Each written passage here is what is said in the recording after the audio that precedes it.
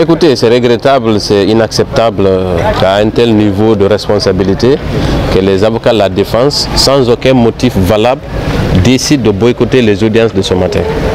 Nous ne sommes pas surpris puisque les menaces avaient déjà été proférées à l'endroit même du tribunal.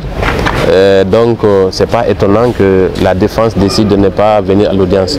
Mais ce qui est important, c'est que le tribunal prendra toutes ses responsabilités si le lundi prochain la défense refuserait de venir à l'audience, puisque il y a la possibilité pour le tribunal de commettre d'office des avocats et surtout que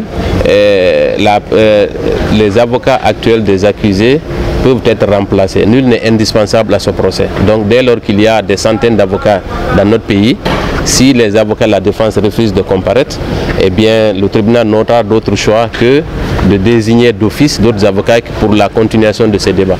Donc le procès, il continuera avec ou sans les avocats actuels des accusés. Donc nous pensons qu'ils vont revenir à la raison et surtout comprendre qu'ils ne peuvent pas continuer à prendre en otage ce procès. Ce procès est d'une telle envergure qu'il est impossible qu'à travers leur simple volonté que le procès là s'arrête.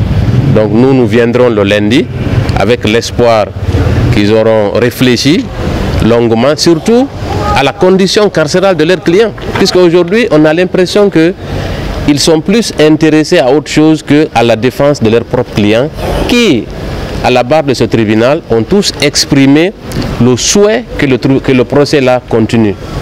Mais, étant donné qu'ils ne sont pas dans cette logique, nous pensons que la solution ultime sera soit qu'ils viennent ou alors que d'autres avocats soient commis d'office pour la suite des débats.